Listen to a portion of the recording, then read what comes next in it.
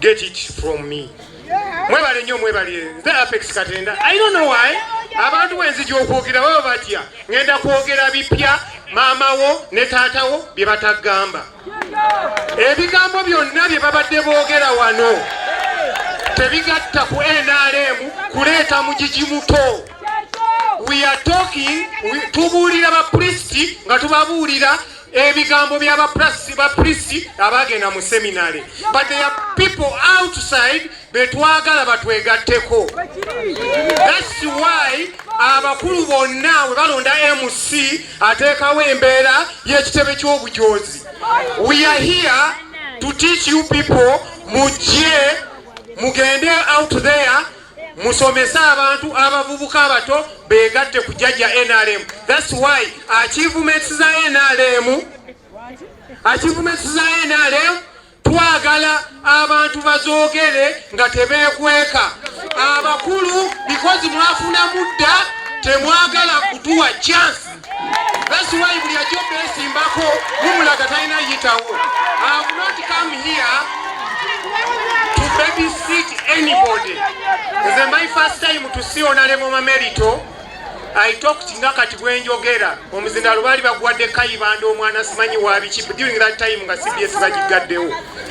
Nezija ne mujjako omuzindaalo ne mugamba twagala abantu abagattako. Mwami Mamerito no ye yapa $10 that time. Honorable Kyeyune yali RDC by that time. Nampa $10. Naye issue elibweti abavubuka abato the generation bagita millennials naffe mwetugwa namwe mwe mugwa naye waliwo generation Y evaamu generation Z alpha ye generation yeye tenabategeera wetuba tukanya ogisomesa jjajja mu 7 nga ffe twagala okwogerera ku muzindaalo ffe twagala okukola buli kimu. We are not going to score any score. I was there in Kololo nabadde Kololo ka gurupu akasalirawo jjajja mu 7 tekuliko na nenkana bukulu ababadde batuddeko abakulu abadde aba mukyala Nalweyiso ne Honorable Afande agaba Betty. So kati bwe tunadde wano ne twerimba nga ffe tuli wano bwe tuti tetugenda kuzaayo NRM ku ntikko because abantu muganya okukkiriza nti people balina kye bayita generation cause, tulina kye tuyita age cause, tulina ne kye tuyita leadership cause. Nze nesimbawo nga kansala not because I wanted to go there but because I wanted to help one of people abandi mugongo kubanga bwogenda ogamba wero si wano akuyitira abantu takkiriza.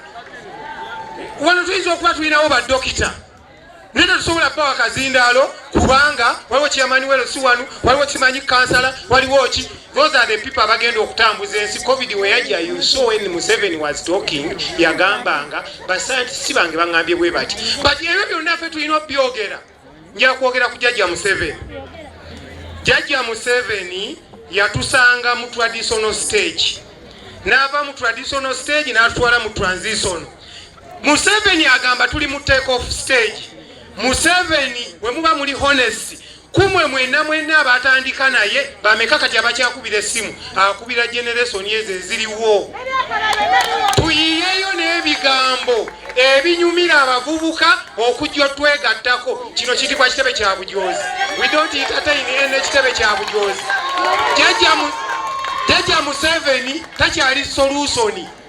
Jjajja Museveni is a solvent. Chekintu kyoteeka mu substance yonna ne kidissolvinga agenze Somalia, agenze Southern Sudan, aterezeza Uganda, agenze everywhere. Never temutuwa chance. And why? Because some of these people they came from PG to Wakiso. Up to now they don't want to give us chance.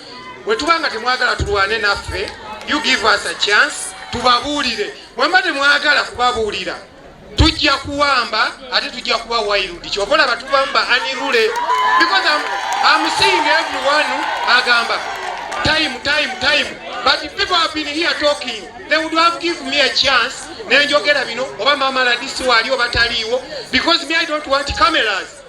omuntu yandibadde ayagala kamera naye if you are talking to the generation ejja kulumbayo abageto baali si bageto tudde ne bagenda mu parliament bagala bwa president batujja mu ntebe mukuluma merito okutuvuma oba omuvuma abakulembeze mwenna abavumibwa nawulidde wano Lijeswa yagambye waliwo ba MP bakikojogo mu nsi temulimu kikojogo. That's why n'abalema tubayita disabled.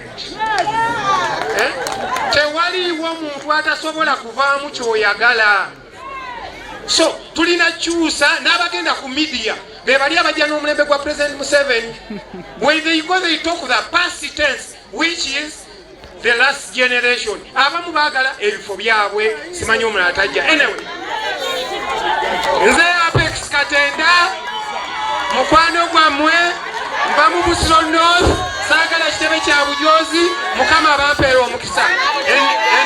Enamba y'ekitebe ky'Obujozi kwalaga ono namba emu, Alpha namba 2, namba 3, Dani namba 4, ono agenda Kiggala ye namba 15. Twagala nnyo Mayanja abeewo, Mamerita abeewo, tulina Aladi Sogu ye MP w'abakyala, ye MP w'aba constituency.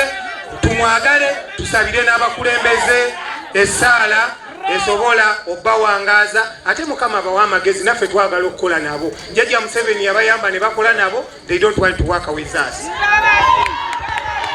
NRM ebeewo NRM juu